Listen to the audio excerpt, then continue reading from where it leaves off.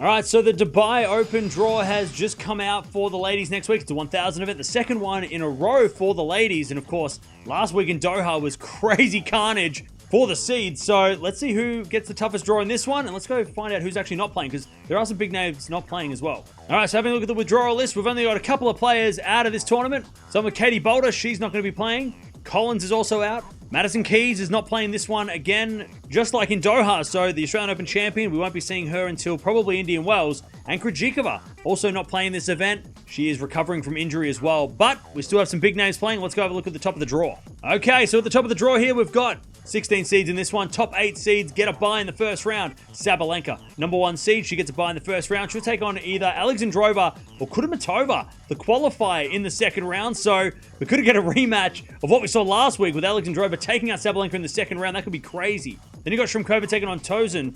Winner of that will take on either Svitolina or the number 15 seed Kalinskaya in the second round. Then you got the number 11 seed Schneider taking on Frere. Winner of that will take on either Noskova or Putin-Saver in the second round. Then you got Samsonova taking on Pavlyuchenkova. Winner of that match will take on the number 5 seed Pegula in the second round. Man, very crazy draw, especially after what happened last week with so many upsets and so many players in this part of the draw upsetting the players that are in this part of the draw. Of course, you got to watch out for Sabalenka. You got to watch out for Pegula. Also, watch out for Schneider, still trying to get her season started, as is Kalinskaya, who obviously made the final here last year. But I'd be watching out for Alexandrova. Took out Sabalenka last week. Can she make it 2 for 2? Also, Noskova, I'd watch out for her as well, playing very, very well, pushing Swiatek last week. Second part of the draw now, we've got the number 3 seed Gauff. Gets a bye in the first round. She'll take on the winner of Kessler or Anisimova in the second round. So Anisimova, who's playing in Doha very well this week, could be playing Gauff in the second round. It could be very, very hard for Coco Gauff. Then you've got Sakari versus Raducanu. What a first round that is. Winner of that match takes on either Lemens or the number 14 seed Mukova in the second round. Then you got the number 10 seed Kazakina taking on Castello. Winner of that will take on either Parks or Wong in the second round.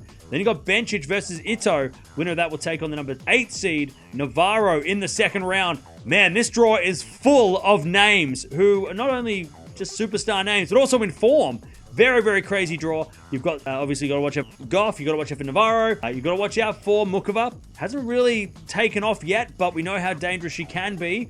Also, watch out for Anisimova, playing so well in Doha this week. Also, got to watch out for Bencic, who's really starting to get some traction after winning her first title the other week in Abu Dhabi. But man, very, very crazy draw here. And of course, this section will take on the Sabalenka section in the semi-final. So we could be getting a Sabalenka versus Gauff semi-final. We could be getting Sabalenka versus Navarro in the semis. Maybe Sabalenka Mukova. If you want to go with Mukova making a bit of a run here, or if you don't think Sabalenka's going to make it, maybe Gauff versus Pegula, maybe Gauff versus Kalinskaya, or maybe you don't think anyone is going to make it like that, because of course last week we didn't have the players we thought we'd have in the semis. Maybe something like a Mukova versus Alexandrova, or something even more wild, maybe a Anisimova over Alexandrova, a rematch of last week's semi-final, which we didn't expect. So very crazy draw. Really interested to see how this works. Bottom half of the draw now, you've got the number 6 seed Rybakina, gets a bye in the first round. She'll take on either Uchiyama or Ostapenko in the second round.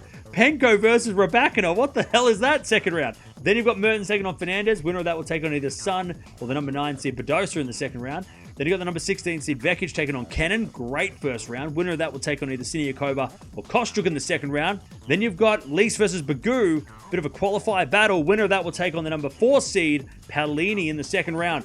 This is an interesting draw because a lot of these players need some form. There are some players like Paolini and Badosa that do really need to use this week as a bit of a springboard to get their season back on track. Of course, you've got to watch out for Paolini, defending champion of last year. You've got to watch out for Rybakina. Got to watch out for Badosa as well. Definitely got to watch out for Ostapenko. She is so dangerous right now, playing so well, just demolished not only Paolini and Jabeur, but also Swiatek last week. So definitely got to watch out for her as well. But man, very interesting section of the draw. And the bottom part of the draw now, you've got the number 7 seed Zheng. She gets a bye in the first round. She'll take on either Jabeur or Stearns in the second round. Very tough match for Zheng, either way. Then you got Vondrusovic taking on Garcia. Winner of that will take on either Abanesian or the number 12 seed Andreeva in the second round. Then you got the number 13 seed Dajmaya taking on Potapova. Winner of that will take on either Lynette or Yastremski in the second round. Then you got Azarenka taking on Kalinina. Winner of that match will take on the number 2 seed Swiatek in the second round. And again, it just feels like all these, maybe because of last week's Doha madness, so many of these dangerous unseeded players are just floating around. Of course, you got to watch out for Swiatek. You got to watch out for Zheng, who really needs to get her season on track. She hasn't been good so far this year. Obviously, you got to watch out for Andreeva as well. Very, very dangerous player. For the unseeded players, watch out for Jabeur. Been very good in her comeback from injury and hasn't quite gotten back up high enough to be seeded, but very, very dangerous player. Very interesting draw, but this section, of course, will play that Paolini Rybakina section, so we could be getting Swiatek taking on Paolini if you want to go with the big 4 seeds, or Swiatek versus Rybakina, a bit of a rematch from last week